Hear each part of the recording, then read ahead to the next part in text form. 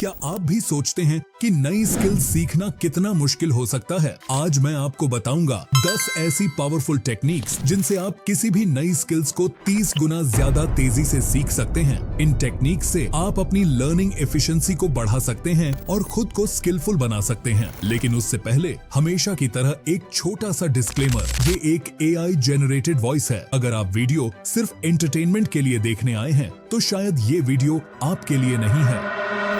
Technique 1, chunking information. Rohan अपने final exams की तैयारी कर रहा है। उसके सामने एक 500 पेज की हिस्ट्री बुक रखी है और उसको लगता है कि ये तो इम्पॉसिबल है। वो सोचता है कि इसको पढ़ना कितना बोरिंग और डिफिकल्ट है। उस शाम को रोहन अपने सबसे अच्छे दोस्त अमित से अपने घर के पास वाली चाय की टपरी पर मिलता है। रोहन अमित से यूं बातों ही बातों में पूछता है कि यार अमित, तूने वो हिस्ट्री की बुक पढ़ी? अमित, हाँ, मैंने उस बुक को आज ही खत्म करा है। इतना सुनते ही रोहन सोचने लगता है कि ये कैसे हो सकता है? अमित तो हमेशा मेरे साथ ही रहता है, तो इसने वो बुक कब खत्म कर ली? रोहन से रहा नहीं जाता और वो अमित से पूछ बैठता है कि भाई, तूने इतनी मोटी बुक बिना किसी प्रेशर के कैसे पढ़ ली? अमित, भाई, मैं भी जब पहली बार इस बुक को देखा तो मेरा दिमाग ही घूम गया था, लेकिन फिर मैंने एक टेक्निक सीखी, चंकिंग। क्या होता है कि अगर तुम बुक को 10 छोटे छोटे सेक्शंस में डिवाइड कर दो और हर दिन सिर्फ 50 पेज पढ़ो और उसको समझने पर फोकस करो, तुम देखोगे कि बुक खत्म करना कितना इजी हो जाएगा। रोहन ने ये ट्राई किया। उसने बुक को 10 सेक्शंस में डिवाइड किया और हर सेक्शन को अलग अलग दिन पर फोकस करके पढ़ना शुरू किया। हर दिन के 50 पेज को डिटेल में समझने लगा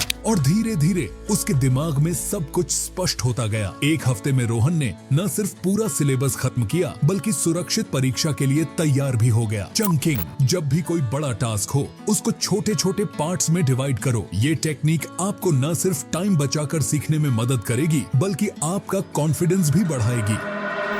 टेक्निक 2, स्पेस्ड रेपिटेशन। अब बात करते हैं सेकंड टेक्निक की, जिसका नाम है स्पेस्ड रेपिटेशन। ये टेक्निक प्रूवन है और इसके बारे में बहुत से एक्सपर्ट्स ने लिखा है। एक ऐसी ही फेमस बुक है, make it stick, the science of successful learning, जिसमें स्पेस्ड रेपिटेशन का कॉन्सेप्ट बहुत अच्छी तरह से समझाया गया है। राहुल को अपने मेडिकल एग्जाम्स के लिए बहुत सारे टर्मिनोलॉजीज याद करने थे। एक बार पढ़ने के बाद वो जल्दी भूल जाता था। फिर उसने मेक इट स्टिक पढ़ी, जिसमें एक सिंपल लेकिन पावरफुल आइडिया दिया गया था, स्पेस्ड रेपिटेशन। राहुल ने अपनी पढ़ाई को नए तरीके से ऑर्गेनाइज किया। पहली बार पढ़े हुए कॉन्सेप्ट्स को एक दिन बाद रिवाइज किया, फिर एक हफ्ते बाद और फिर एक महीने बाद। इस टेक्निक से उसकी याद करने की कैपेसिटी बढ़ गई और वो ज्यादा देर तक चीजें याद रखने लगा। स्पेस्ड रेपिटेशन का मीनिंग सिंपल है, आप किसी भी इंफॉर्मेशन को तब रिवाइज करो जब आप उसको ऑलमोस्ट भूलने वाले हो। आप अपनी स्टडीज या किसी भी स्किल को लर्न करते वक्त इस टेक्निक का यूज कर सकते हो। आपको बस ये इंश्योर करना है कि आप इंटरवल्स में रिविजन करो। ये आपके दिमाग के इंफॉर्मेशन को रिटेन करने में मदद करेगा और आपको बार बार पढ़ाई करने की जरूरत नहीं पड़ेगी। Technique 3, visualisation. थर्ड टेक्निक है विजुअलाइजेशन। आपने आयरन मैन मूवी देखी होगी। टोनी स्टार्क अपने आयरन मैन सूट को डिजाइन करते वक्त विजुअलाइजेशन का यूज करता है। मूवी में जब टोनी स्टार्क अपने लैब में सूट के डिजाइन्स पर काम कर रहा होता है तो वो दिमाग में एक क्लियर पिक्चर बनाता है कि सूट कैसे काम करेगा। एक सीन में टोनी स्टार्क अपने वर्कशॉप में बैठे हुए अपने सूट के ब्लूप्रिंट्स और डिजाइन्स को विजुअलाइज करता है। वो दिमाग में सोचता है कि सूट को डिफरेंट सिनेरियोज में कैसे टेस्ट किया जाएगा और किस तरह से वो डिजाइन इंप्रूव हो सकता है। विजुअलाइजेशंस के थ्रू टोनी ने अपने आइडियाज को रियलिटी में बदल दिया। इसी तरह जब आप किसी कॉम्प्लेक्स कॉन्सेप्ट को समझने की कोशिश कर रहे हो, अपने दिमाग में उस कॉन्सेप्ट की एक क्लियर और डिटेल्ड पिक्चर बनाने की कोशिश करो। जैसे टोनी स्टार्क ने अपने आयरन मैन सूट के डिजाइन को विजुअलाइज किया, वैसे आप भी अपनी स्टडीज में सिमिलर अप्रोच यूज कर सकते हो। अगर आपको किसी कॉम्प्लेक्स साइंस कॉन्सेप्ट को समझना है तो उसे एक 3D मॉडल के जैसे सोचो और विजुअलाइज करो। ये टेक्निक आपको बेटर अंडरस्टैंडिंग और लॉन्ग टर्म रिटेंशन में मदद करेगी। Technique 4, Feynman technique. चौथी टेक्निक है फेनमैन टेक्निक। ये टेक्निक रिचर्ड फाइनमैन, एक फेमस फिजिसिस्ट के नाम पर है। उनका ये मानना था कि अगर आप किसी कॉन्सेप्ट को सही से समझना चाहते हैं तो उस कॉन्सेप्ट को सिंपल टर्म्स में दूसरों को समझाना शुरू कर दो। आप भी फाइनमैन टेक्निक का यूज करके किसी भी डिफिकल्ट कॉन्सेप्ट को समझ सकते हैं। आप जो भी टॉपिक पढ़ रहे हैं उसको सिंपल टर्म्स में लिखो और दूसरों को एक्सप्लेन करो। अगर आप अपने फ्रेंड्स, फैमिली या इवन एक इमेजिनरी ऑडियंस को समझाने की कोशिश करते हैं तो आप अपनी अंडरस्टैंडिंग को टेस्ट कर सकते हैं। सकते हैं। ये टेक्निक आपको कंसेप्ट को डीपली समझने और लॉन्ग टर्म मेमोरी में रिटेन करने में मदद करेगी। टेक्निक 6, इंटरलीव्ड प्रैक्टिस छठी तकनीक है। Interleaved practice. इमेजिन करो कि आप एक मेडिवल नाइट हो जो बैटल के लिए प्रिपेयर कर रहा है। आपके मेंटोर आपको अलग अलग वेपन से लड़ना सिखाते हैं, कभी तलवार, कभी तीर और धनुष और कभी भाला। हर दिन एक ही वेपन पर फोकस करने के बजाय आपके मेंटोर आपसे डिफरेंट वेपन्स का प्रैक्टिस एक ही सेशन में करवाते हैं। एक दिन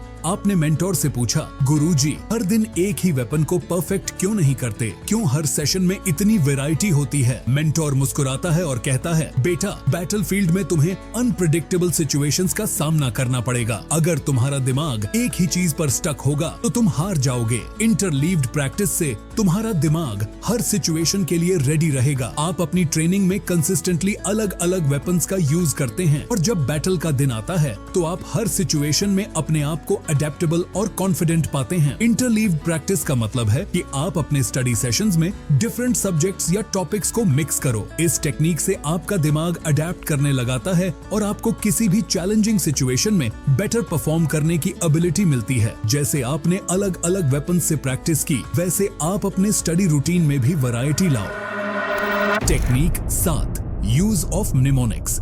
आपने कभी सोचा है कि हम इतने सारे कॉम्प्लिकेटेड फैक्ट्स, डेट्स या लॉन्ग लिस्ट्स को कैसे याद रखते हैं? जैसे how do we remember the colours of the rainbow, या फिर how do doctors remember the names of bones in the human body. यह सब पॉसिबल होता है एक सिंपल ट्रिक से, मेमोनिक्स। यह टेक्निक इतनी पावरफुल है कि एंशिएंट टाइम्स से लेकर आज तक हर फील्ड में यूज होती है। ओलंपिक एथलीट्स से लेकर मेमोरी चैंपियंस तक सभी नेमोनिक्स का यूज करते हैं अपने दिमाग को शार्प रखने के लिए। नेमोनिक्स का मैजिक ये है कि यह बोरिंग इंफॉर्मेशन को इंटरेस्टिंग और इजी टू रिमेंबर बना देता है। जैसे प्लैनेट्स के ऑर्डर को याद रखने के लिए हम एक सिंपल सेंटेंस यूज करते हैं, my very educated mother just served us noodles. इस नेमोनिक से आप प्लैनेट्स का order Mercury, Venus, Earth, Mars, Jupiter, Saturn, Uranus, Neptune easily याद रख सकते हैं। नेमोनिक्स यूजफुल इसलिए है क्योंकि यह आपके ब्रेन के नेचुरल टेंडेंसीज का यूज करता है। आपका दिमाग विजुअल इमेजेस,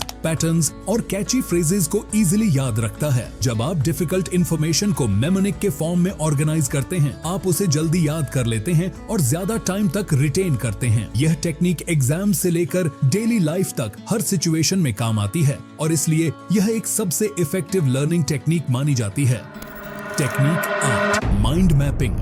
आपने कभी सोचा है कि जब हमें किसी कॉम्प्लेक्स टॉपिक को समझना होता है या फिर मल्टीपल आइडियाज को एक साथ कनेक्ट करना होता है तो हम कैसे करते हैं? जैसे किसी एग्जाम में पूरा सिलेबस याद रखना या फिर एक बिजनेस आइडिया को प्लान करना काफी डिफिकल्ट लगता है ना? इस प्रॉब्लम का सॉल्यूशन है माइंड मैपिंग। माइंड मैपिंग एक विजुअल टेक्निक है जिसमें आप अपने मेन आइडिया को सेंटर में लिखते हो और फिर उससे रिलेटेड आइडियाज को ब्रांचेस की तरह निकाल कर कनेक्ट करते हो। जैसे अगर आपको एक टॉपिक फिजिक्स याद करना है तो आप फिजिक्स को सेंटर में लिखोगे, फिर उससे रिलेटेड टॉपिक्स जैसे मैकेनिक्स, थर्मोडायनामिक्स, ऑप्टिक्स को ब्रांचेस की तरह ड्रॉ करोगे। हर ब्रांच के आगे उससे रिलेटेड सब टॉपिक्स लिखोगे। इस तरह से आपका पूरा सिलेबस एक पेज पर ऑर्गेनाइज हो जाएगा। माइंड मैपिंग इसलिए इतनी यूजफुल है क्योंकि यह आपको अपने दिमाग के थॉट्स को एक स्ट्रक्चर्ड और ऑर्गेनाइज्ड वे में प्रेजेंट करने का मौका देती है। जब आप इंफॉर्मेशन को विजुअली कनेक्ट करते हो, आपको कॉन्सेप्ट्स को डीपली समझने में मदद मिलती है और यह टेक्निक आपके दिमाग को पूरा पिक्चर दिखाती है, न कि सिर्फ छोटे छोटे पार्ट्स। इसलिए एग्जाम्स की प्रिपरेशन से लेकर किसी प्रोजेक्ट प्लानिंग तक माइंड मैपिंग एक पावरफुल टूल है जो आपके लर्निंग को एनहांस कर सकता है। Technique 9, focus bursts. अक्सर हम लंबे समय तक बिना किसी ब्रेक के पढ़ाई करते रहते हैं, लेकिन इससे हमारा दिमाग जल्दी थक जाता है और कंसंट्रेशन भी कम हो जाती है। इस प्रॉब्लम का सॉल्यूशन है फोकस बर्स्ट्स यानी पोमोडोरो टेक्निक। इस टेक्निक के थ्रू आप 25 मिनट तक पूरा ध्यान लगाकर पढ़ाई करते हो, फिर 5 मिनट का छोटा सा ब्रेक लेते हो। यह साइकिल आपको फ्रेश रखती है और आपका फोकस भी बनाए रखती है। ब्रेक लेने से आपका दिमाग रिचार्ज हो जाता है और जब आप वापस पढ़ाई पर आते हो तो आप ज्यादा इफेक्टिवली और एफिशिएंटली पढ़ाई कर पाते हो। इस मेथड से आप अपनी प्रोडक्टिविटी को मैक्सिमम कर सकते हो और बर्नआउट होने से भी बच सकते हो। यह टेक्निक स्पेशली उन लोगों के लिए यूजफुल है जो लॉन्ग स्टडी सेशंस में अपना कंसंट्रेशन लूज कर देते हैं। छोटी छोटी फोकस्ड एफर्ट से आप अपनी एनर्जी और प्रोडक्टिविटी को मेंटेन रखते हो, जिससे इंफॉर्मेशन को अब्सॉर्ब करना और याद रखना ज्यादा आसान हो जाता है।